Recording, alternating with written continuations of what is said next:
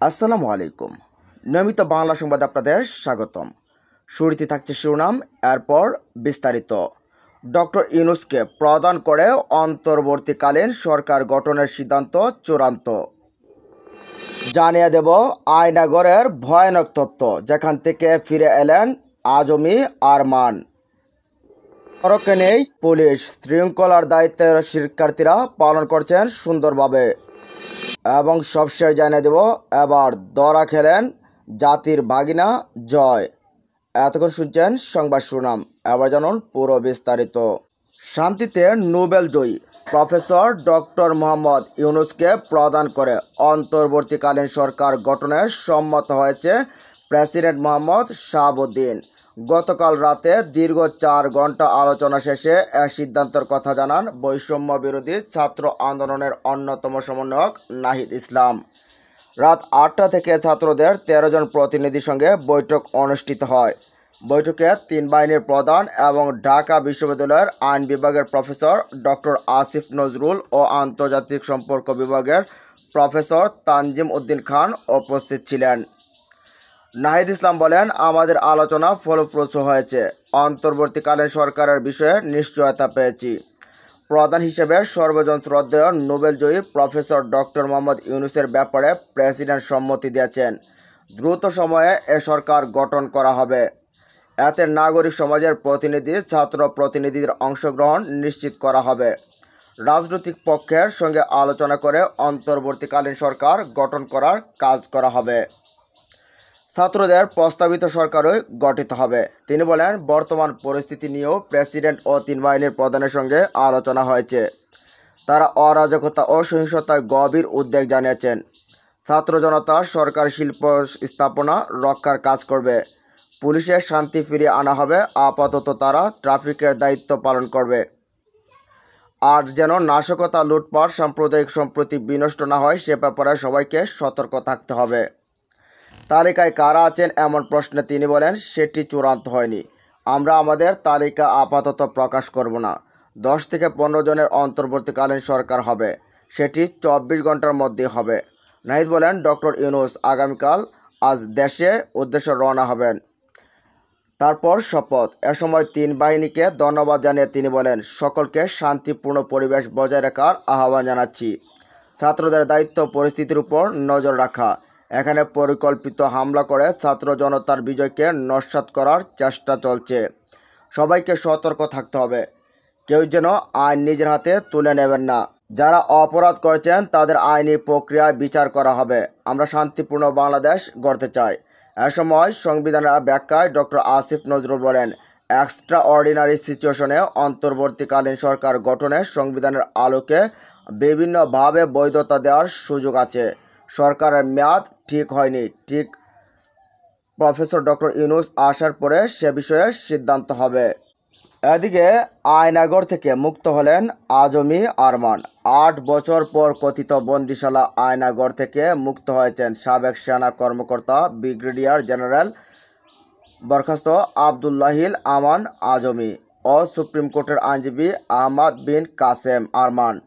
ভোরে তারা নিজ নিজ বাসায় ফেরেন বলে সংশ্লিষ্ট সূত্র জানিয়েছে। এদিকে বাংলাদেশ জামায়াতে ইসলামীও তাদের ভেরিফাইড ফেসবুক পোস্টে দিয়ে আবদুল্লাহিল আমান আজমি ও আহমদ বিন কাসেমের মুক্ত হওয়ার তথ্য নিশ্চিত করে। আবদুল্লাহিল আমান আজমি জামায়াতে ইসলামীর সাবেক আমির প্রয়াত গোলাম আজমের ছেলে। আর আহমদ বিন কাসেম 71-এর মানবতা বিরোধী অপরাধের দায়ে মৃত্যুদণ্ডপ্রাপ্ত জামায়াতের সাবেক কেন্দ্রীয় নির্বাহী পরিষদের সদস্য মীর কাসেম আলীর ছেলে।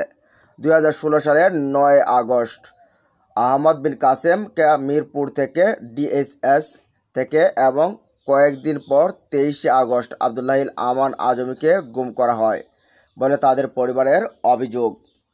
সোমবার রাতে সেনাবাহিনীর সাবেক কয়েকজন কর্মকর্তা এবং বিভিন্ন সময় গুমের শিকার ব্যক্তিদের স্বজনরা ঢাকা ক্যান্টনমেন্ট এলাকায় কচুক্ষেত্রে সমবেত হয়ে প্রতিরক্ষা গোয়েন্দা দপ্তরে ডিজিএফআই আয়নাগরের বন্দীদের মুক্তির দাবি জানান। এরপরই তারা মুক্ত হয়ে ফিরে আসেন।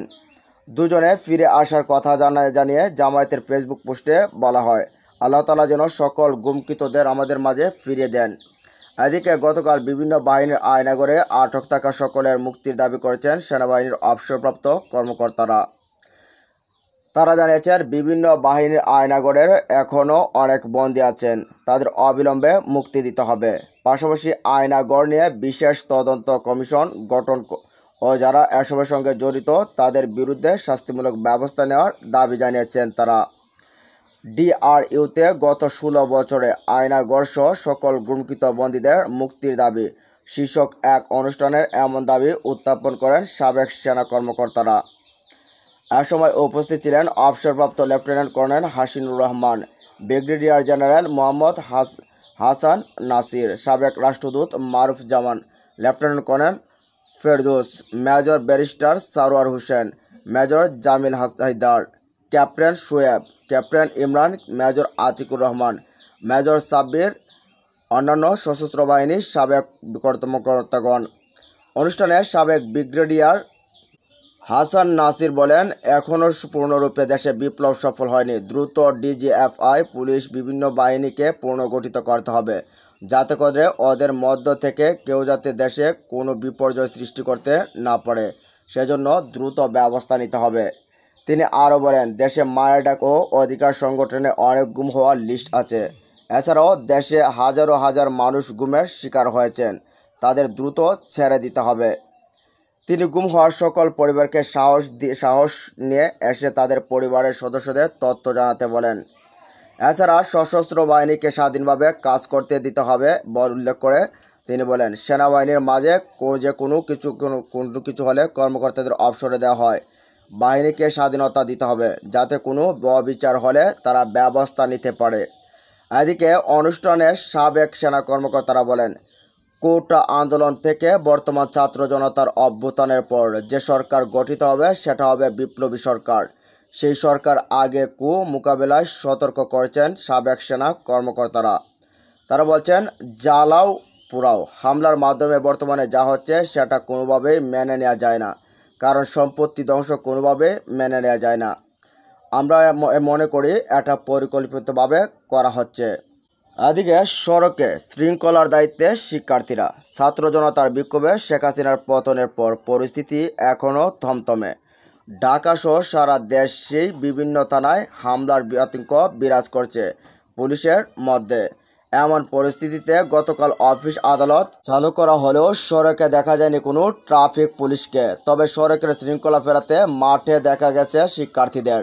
তারা বিভিন্ন রাস্তার মোড়ে মোড়ে দাঁড়িয়ে সড়কের গাড়ি নিয়ন্ত্রণ করছেন। গতকাল সকাল থেকে রাজধানী Mirpur, Bijoy Sarani, Jahangir Gate, Farm Gate, Karwan Bazar, Bangla motor, Shahbag মোড়, কাকরাইল মোড়, রামপুরা বাজার সহ বিভিন্ন এলাকায় শিক্ষার্থীরা ট্রাফিক ব্যবস্থা নিয়ন্ত্রণ করছেন।